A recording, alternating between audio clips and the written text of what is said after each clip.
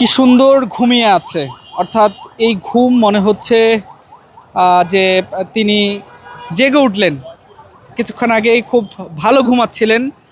এবং এই ঘুম আসলে কি শান্তির ঘুম কিনা আমরা জানার চেষ্টা করব। অর্থাৎ এই পুরো সড়ক জুড়েই আসলে শিক্ষার্থীরা তারা যে আন্দোলনের কারণে গাড়ি চলাচল, সেই গাড়ি চলাচল সেটি কিন্তু আসলে বন্ধ রয়েছে। তবে গাড়িতে থাকা মানুষজন তারা দীর্ঘ সময় প্রায় কয়েক ঘন্টা ধরে তারা এক জায়গায় দাঁড়িয়ে রয়েছেন। কেউ 3 ঘন্টা, কেউ বা 4 ঘন্টা, কেউ বা 2 ঘন্টা ধরে একই জায়গায় দাঁড়িয়ে রয়েছেন এবং সেখানে গাড়িতে বসা অবস্থায় ঘুমিয়ে পড়েছেন ক্লান্ত শরীর নিয়ে। কেউ দুপুরে খেয়েছেন, কেউ বা দুপুরে খাননি। অর্থাৎ যে যেভাবে রয়েছেন বলা চলে যে ঠিক একদম স্থিরভাবে দাঁড়িয়ে রয়েছেন। আমরা একটু কথা বলতে চাই সেই গাড়িতে থাকা ব্যক্তির সাথে। খিদে তো অবশ্যই আছে, এমনিতে নাস্তা করছি আর কি, দুপুরে খাইতে পারি নাই, 1টা 10 থেকে জ্যাম, এখন এই অবস্থা, আগাইতে পারতেছি না। এখন এদের কি অবস্থা বুঝি না, কি কারণে এরকম অবস্থা বুঝতে পারতেছি না। অনেক কষ্ট, অনেক ম্যাডামরা চারেরা নাইমা চলে গেছে, কতক্ষণ বসে থাকতে পারে, সবার একই অবস্থা, যাত্রী নাইমা চলে গেছে গাড়ি থেকে।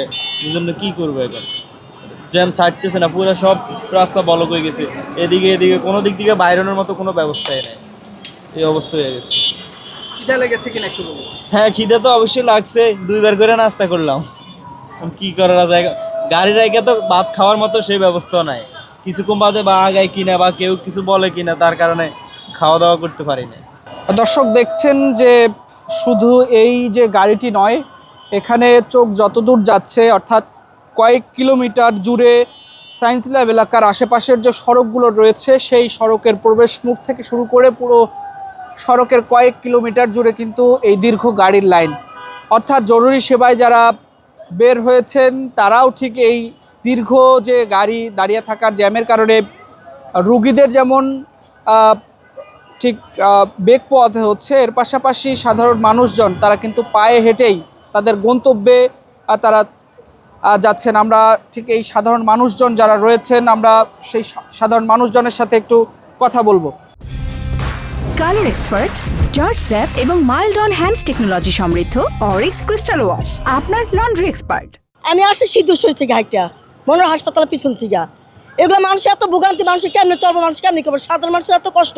সকালবেলা আমরা এত কষ্ট করে যাই, ভোরে 6টা বাজে আমরা রান্না করি, এখন আমাদের বাসায় রান্না করতে বলো, সব কিছু করতে বাজার করতে বলো, কেমন আমরা মানুষ এত কষ্ট করে যাবো আমরা মানুষ বলো? এগুলো ঠিক না, মানুষের বাংলাদেশে এটা কি, এগুলো ঠিক না। মানুষের প্রত্যেকটা দিন এরকম ভোগান্তি। মানুষের বাংলাদেশে কেউ ভোটই দিব না, মানুষের ভোট দিব, জনগণের সুযোগ করে দিব, আর তারপর মানুষে এরকম ভোগান্তি ভোগাইব। দর্শক দেখছেন যে অনেক মানুষজন তারা ঠিক এই সড়ক দিয়ে যাচ্ছেন এবং জরুরি সেবা অর্থাৎ অ্যাম্বুলেন্স যারা রোগীরা রয়েছেন তাদের হাসপাতালে নিয়ে যাওয়া হচ্ছে এবং এর পাশাপাশি বিভিন্ন গন্তব্যে যারা যেই মানুষগুলো ঠিক বিভিন্ন গন্তব্যে যাচ্ছেন, অর্থাৎ তাদের চোখে মুখে যে ক্লান্তির ছাপ সেটি যেমন রয়েছে এবং এর পাশাপাশি মানুষের মাঝে যে ঠিক বিভিন্ন ক্ষোভ, অর্থাৎ সেই ক্ষোভ কিন্তু আসলে তাদের এই মুখের ভাষায় ফুটে উঠছে। আমরা একটু কথা বলতে চাই। কোন জায়গা থেকে হেঁটে আসছেন একটু বলুন। পিজি হসপিটাল থেকে। অনেকটা কষ্ট, আমরা পরিশ্রম করি সারাদিন, সকাল ভোর 5টায় বাসায় থেকে বের হই, এখন আমাদের ছুটি হয়েছে, অনেকক্ষণ হাইটে আসলাম, পিজি থেকে হেঁটে এই পর্যন্ত আসলাম।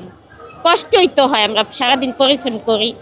দর্শক দেখছেন যে অসংখ্য মানুষ বিভিন্ন গন্তব্যে যারা যাচ্ছেন, অর্থাৎ তাদের কিন্তু বাড়ি ফেরার সময় হয়েছে এবং এখন তারা বাড়ি ফিরে যাবেন। তবে বাড়ি ফেরার পথে এই যে অবরোধ এবং সড়কে গাড়ি চলাচল না করায় তাদের যে ভোগান্তি, সেই ভোগান্তির সেটি কিন্তু আসলে হচ্ছে এবং তারা যেমনটি বলছেন, অর্থাৎ সকালে তারা এই তাদের কর্মস্থলে যোগ দিয়েছেন এবং এখন তাদের কর্মস্থল কাজ শেষ হয়েছে এবং এখন তারা বাড়ি ফিরে আবার পরিবারের জন্য যে আনুষ্ঠানিক রান্নাবান্নার যে কাজ রয়েছে সেটি করবেন। অর্থাৎ নারীরা সেক্ষেত্রে সঠিক সময় যদি বাড়ি যেতে না পারেন এবং পরিবারের অন্য সদস্যদের জন্য খাবার জোগাড় সেটি আসলে করতে পারবেন কিনা সেটিও একটি বিষয়।